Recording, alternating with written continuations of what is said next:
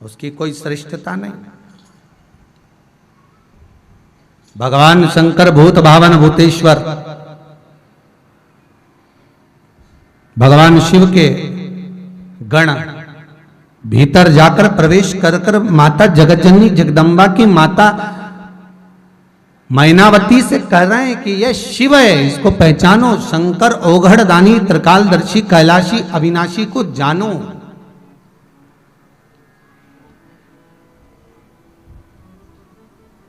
ये कोई साधारण नहीं है मेरा,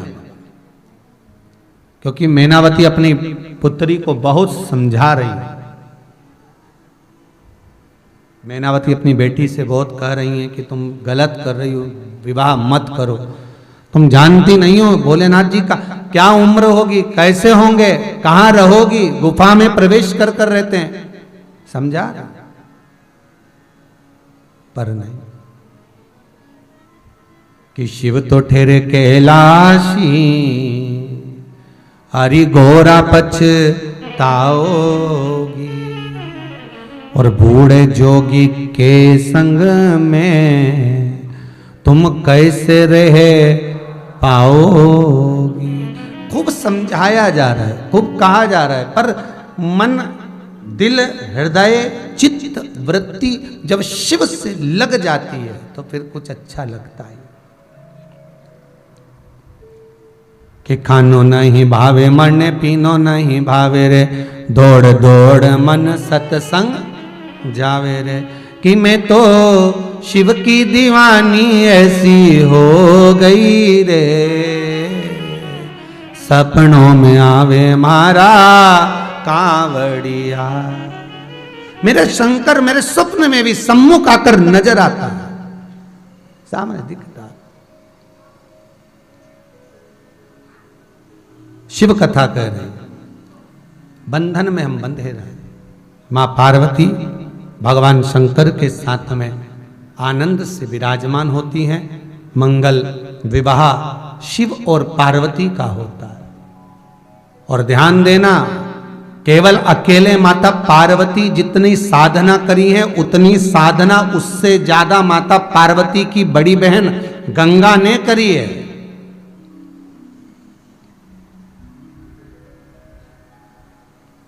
उससे ज्यादा साधना करी गई है।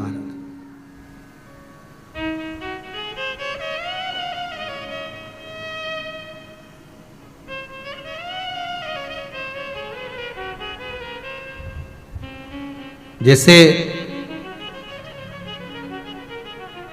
कुंभकर्ण की धर्मपत्नी करकटी,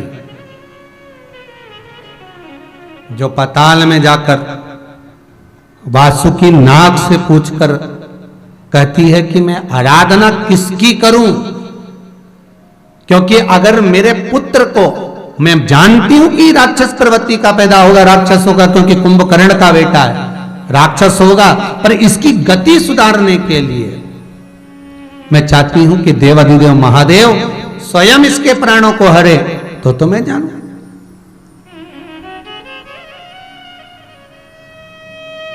ठीक है। और वासुकी के कहने पर जैसे करकटी ने शंकर जी की आराधना करी है। और देखो, राक्षस की धर्म पत्नी है, कुंभकर्ण की धर्म पत्नी है करकटी, पर उसकी आराधना देखिए कितनी प्रबल है।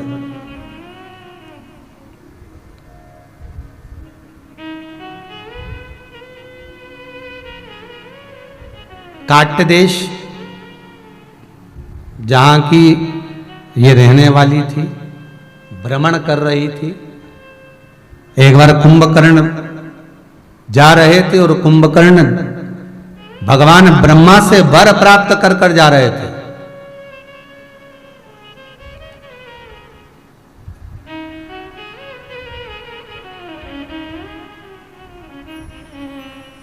और वर प्राप्त कर कर जब कुंभकर्ण निकल कर जा रहे थे, इस करकटी को जब कुंभकर्ण ने देखा था तो इसका सौंदर्य देखकर, इसका स्वरूप देखकर कुंभकर्ण ने इससे विवाह कर लिया।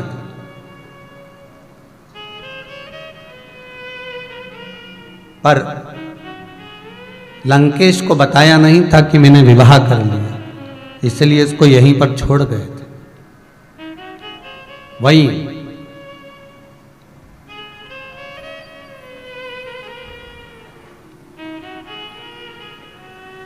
उस पर्वत का नाम था सहाद्री पर्वत। कौन सा पर्वत था? सहाद्री पर्वत, जिस पर कुंभकर्ण अपनी धर्म पत्नी करकटी को छोड़कर गए थे। और उस पर्वत पर करकटी अकेली रहती थी। पूरे सहाद्री पर्वत पर करकटी कुंवारी अवस्था में जब करकट नरेश के यहां निवास करी, तभी भी उसने आराधना, बस ये है कि उस समय पर उसने किसी देवी की आराधना करी थी। और हो सकता है, हमारा हिंदू धर्म, हमारा शास्त्र कहता है तो देवी तो अनेक प्रकार की होती है। कोई, अब कितनी देवियां, सबकी कुल देवियां अलग अलग होती हैं, कोई की कोई नाम, कोई का कोई नाम, कोई का कोई नाम, तो हो सकता है किसी देवी की आराधना। पर हम ये मानते हैं कोई भी देवी की आराधना करी, पर होगी तो वो पार्वती ही होती, मां जगदम्बाई, मां जगत जननी, मां दुर्गा। रूप भले अलग हो, स्वरूप भले अलग हो। आपको पहले भी कहा, शंकर भगवान की 51 धर्म पत्नियां पहले रही है महाराज। कात्यायनी, कुष्मांडा, उमा, चंद्रघंटा, महागौरी, ऐसे 51 धर्म पत्नियां होते होते जो 52वां अवतार है माता पार्वती का। ये कोई 51 अवतार पहले निकल चुके हैं, फिर 52वां। तो हो सकता है किसी की आराधना कर रही, पर करकटी अब जो आराधना कर रही है पर्वत पर, वो शिव की है कि मेरे गर्भ में जो बालक है वो पैदा होगा, राक्षस रहेगा, पर इसकी गति सुधर जाए।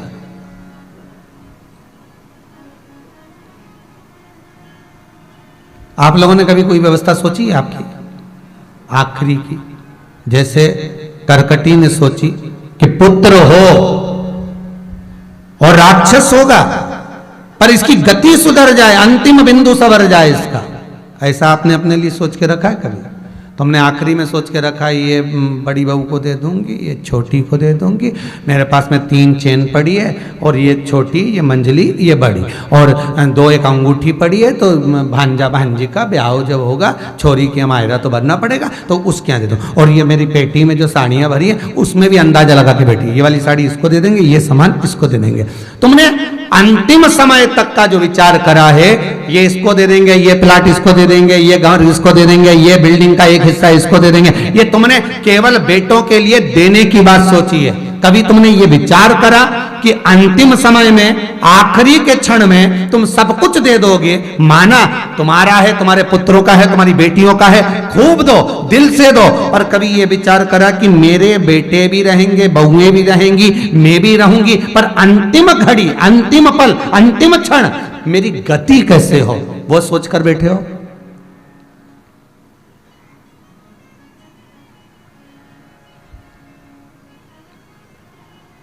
बस ये तो तुमने विचार कर लिया कि ये देना है, ये देना है, ये देना, पर अंतिम क्षण कैसा, आखिरी का जो पल हो, आखिरी की जो गति हो, वो कैसे?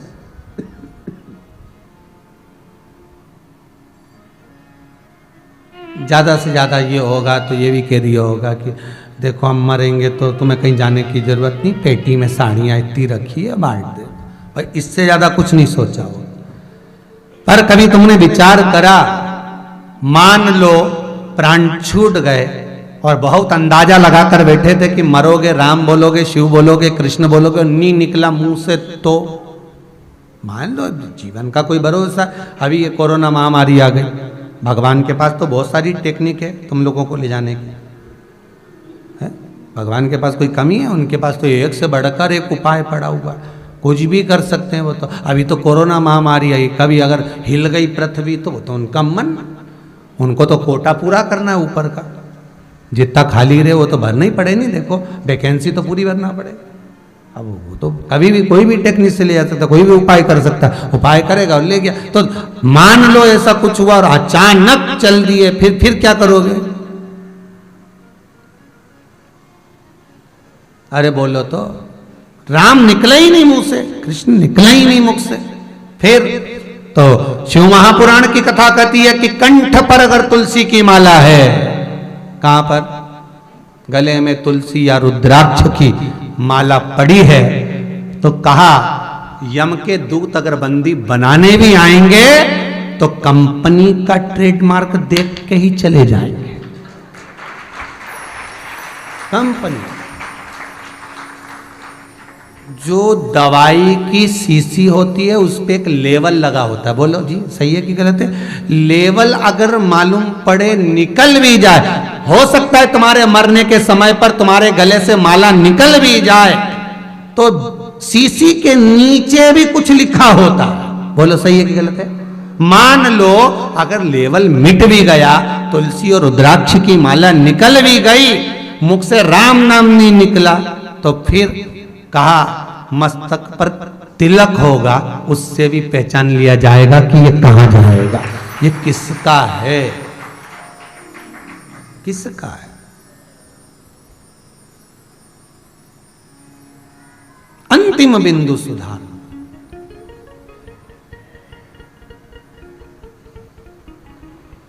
अंतिम बिंदु। इसलिए जितने भी देवी देवता हैं ये कंपनी का तिलक लगाते हैं, ब्रांड। भगवान श्री जी बाबा को देखना नाथ द्वारा वाले, उनका फोटो देखना, उनके भी सोने की 3 लाइन नजर आएगी, उसके बाद ऐसा तिलक नजर आएगा। मतलब ब्रांड अलग ही दिख रहा है कि संग भगवान भी चाहते हैं कि वहीं जाना है, उसी कंपनी। भगवान विष्णु को देखना, वेंकटेश भगवान को 2 सफेद 1 लाल, बस अंतर इतना है आड़े की जगह खड़े हो गए तिलक, तो उन्होंने कहा कंपनी वही है। पंडरीनाथ का दर्शन करना वही नजर आए, ब्रह्मा जी का दर्शन करना वही नजर आएगा, इंद्र का दर्शन करना वही नजर आएगा। सत्यम शिवम सुंदरम, वो 3 रेखाएं बस सब जानते हैं कि एक कंपनी ऐसी हो जिस कंपनी, कभी कभी बल्ब जो होते हैं ना वो CFL का गड़बड़ हो जाता है तो उस पर तारीख लिखी होती है, वही कंपनी में वापिस हो जाता है। हो सकता है हमारे मुख से राम नहीं निकला, कृष्ण नहीं निकला, शिव नहीं निकला, अंतिम समय में हमारे प्राण जब छूटे तो हो सकता है हम भजन नहीं कर पाए, हम माला भी नहीं पहन पाए। तो अगर घट पर मस्तिष्क पर तिलक होगा तो कंपनी की पहचान हो जाएगी कि हम कौन सी कंपनी में जाने वाले, अंतिम बिंदु में हम कहां पहुंचने वाले।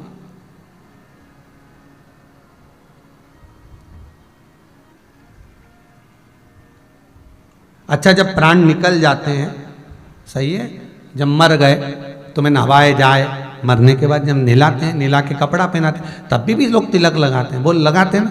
अब उसके बाद तिलक लगाने का कौन सा फायदा हुआ रे? वो तो निपटी गया।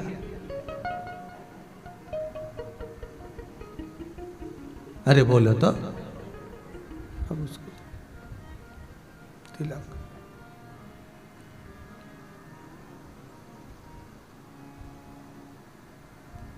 और मान लो अगर कोरोना महामारी जैसी बीमारी रही तो निपटने के बाद भी घर नहीं आया तो फिर, अब ये भी एक टेंशन की बात है, फिर क्या करें?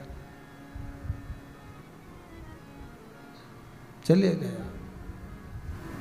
पर इतना मौका तो भगवान भी देता है ऐसा कि अगर बीमारी ने घेर लिया है, लग रहा है कि बीमारी घेरी हुई है, तो इतना मौका तो भगवान भी देता है और कहता है कि अब थोड़ा थोड़ा नाम जाप चालू कर दो। समय का कोई भरोसा नहीं, कोई भरोसा। जपो, नाम स्मरण करते।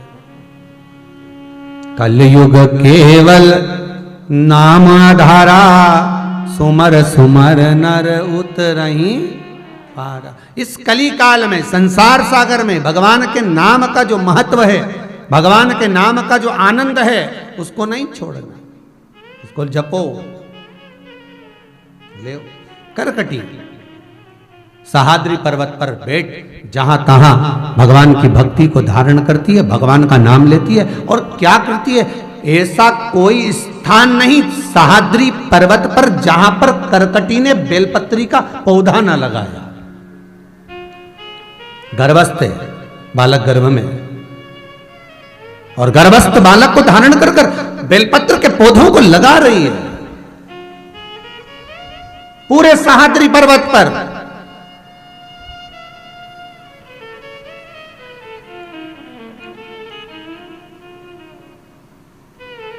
जहां तहां पर, हर जगह पर बस वो पौधा लगा रही है। कहते हैं एक बार करकटी बैठी थी, बेलपत्री के वृक्ष के नीचे बैठकर करकटी का जब उदर में कष्ट उत्पन्न हुआ, बालक का प्रसव का समय आया। कुंभकर्ण का लड़का पुत्र भीमा पैदा हो रहा था।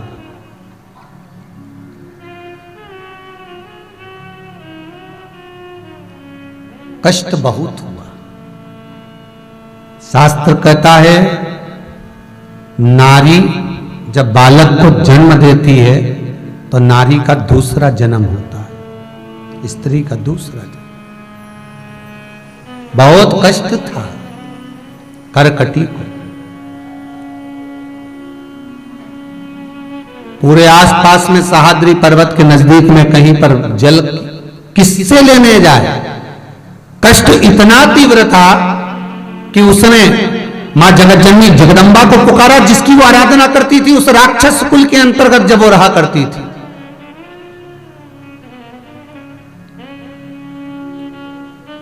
मां बहुत प्यास लगी है और मैंने जिसकी आराधना कुंवारी अवस्था में करी वो मां मुझे जल दे।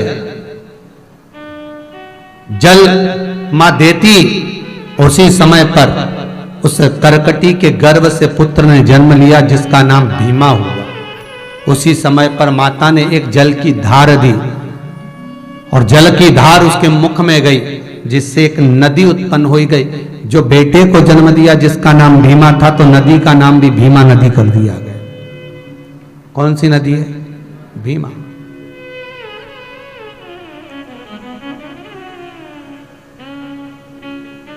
अब वो भीमा नदी मां जगदंबा दुर्गा भवानी से निवेदन करती है कि आपने इस राक्षसी के लिए मुझे प्रकट कर लिया, इस राक्षसी के लिए मुझे प्रकट करा है आपने। मेरी एक गंगा की तरंग हूं, धारा हूं और यहां आई हूं, आपके कहने पर आई हूं, आपने प्रकट करा है मुझे। किस लिए? क्यों? मां जगतजननी जगदंबा कहती है कि ये जल पीना चाहती है, इसको जल चाहिए। भले ही ये राक्षसी है पर भजन तो शिव का ही कर रही है ना, आराधना तो कर रही है। देव जल।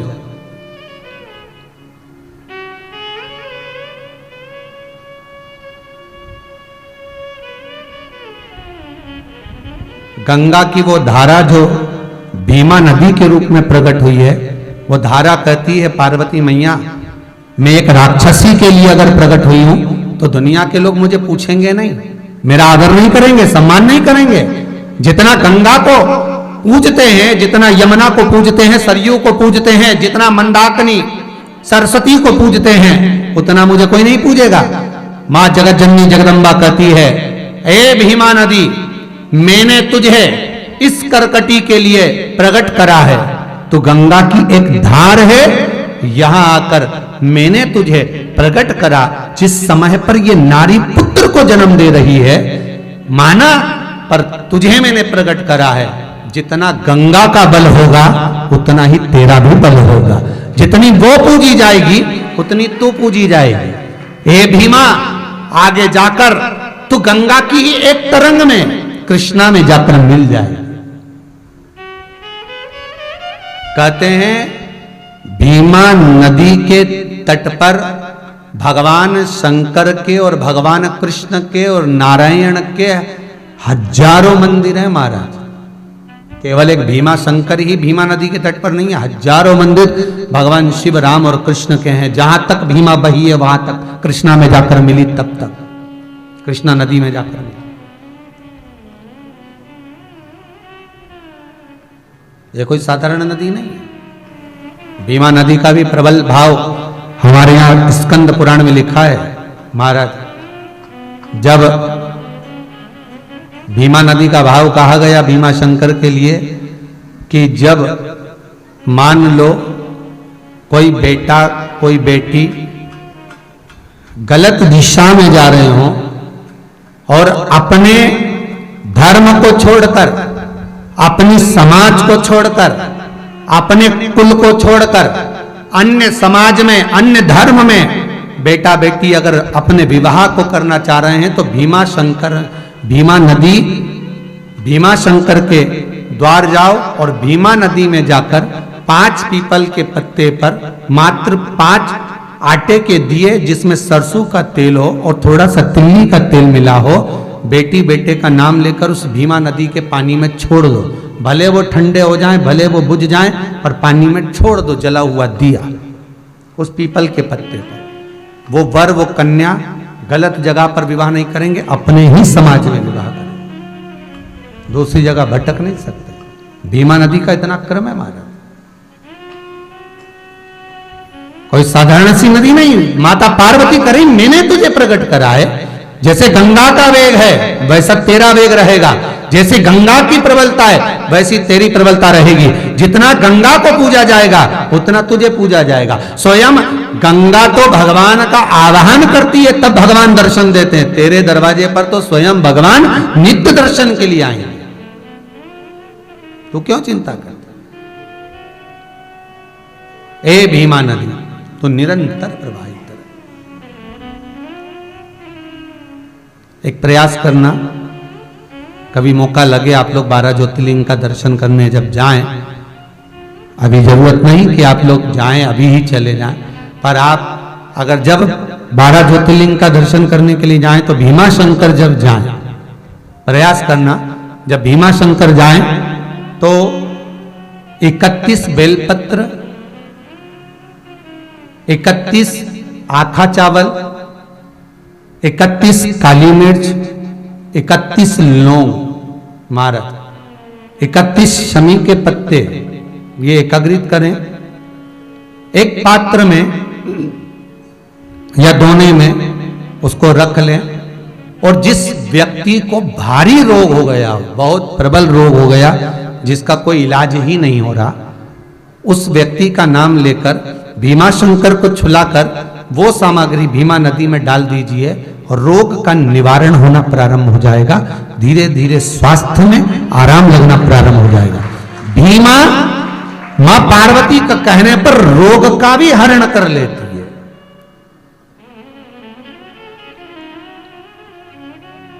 वो भीमा, जैसे आपको पहले कथा में कहा था, यदि आपने करमाला की कथा सुनी होगी, करमाला महाराष्ट्र में जब कथा बाची थी तो उसमें चंद्रभागा नदी का वर्णन किया था, जिनके तट पर भगवान विष्णु, भारत की भूमि पर केवल एक भगवान विष्णु का मंदिर ऐसा है पूरे भारत में जिनके सिर पर शिवलिंग है, वो पंढरपुर के हरि विठ्ठल है, जिनको वारकरी संप्रदाय के लोग आषाढ़ी एकादशी पर विठ्ठल विठ्ठल पांडुरंगा कहते कहते पहुंचते हैं दर्शन के। पूरी दुनिया में एक मंदिर हरि विठ्ठल का, जिनके मस्तक पर शिवलिंग है, माथे पर शिवलिंग विराजा हुआ। तो चंद्रभागा नदी के तट पर वो शिवलिंग, वो भगवान पांडुरंगा विराजे हैं। तो चंद्रभागा का वर्णन किया गया था कि उनके पिता का नाम, उनकी माता का नाम, उनका स्मरण अगर कभी आपने नहीं सुना हो तो करमाला वाली कथा को निकालना और एक बार उसको अच्छे से सुनना। चंद्रभागा नदी का एक एक व्याख्यान वर्णन उसमें किया गया। जैसे भीमा का आनंद है वैसे वो चंद्रभागा का भी एक आनंद है महाराज। तो बालक जन्म लेने के बाद निरंतर नित्य माता को देखता, माँ क्या कर रही है, और माँ से कभी उसने ये नहीं पूछा कि पिता कहाँ है, पिता कहाँ चले गए, पर वो बस माता को देखता है कि माँ बेलपत्री को रोपित करती है और पूजन करती है, जल चढ़ाती है। शास्त्र कहता है बेलपत्र के नीचे भी जो जल चढ़ाया गया वो शिव को ही प्राप्त हुआ, शंकर को ही मिला, वो जल चढ़ा रहे। और शिव की आराधना में महाराज, शंकर की आराधना में निरंतर डूबी रहती है। शिव की आराधना में हर पल भगवान शंकर से निवेदन करती रहती है। भगवान शिव की आराधना में निरंतर डूबी।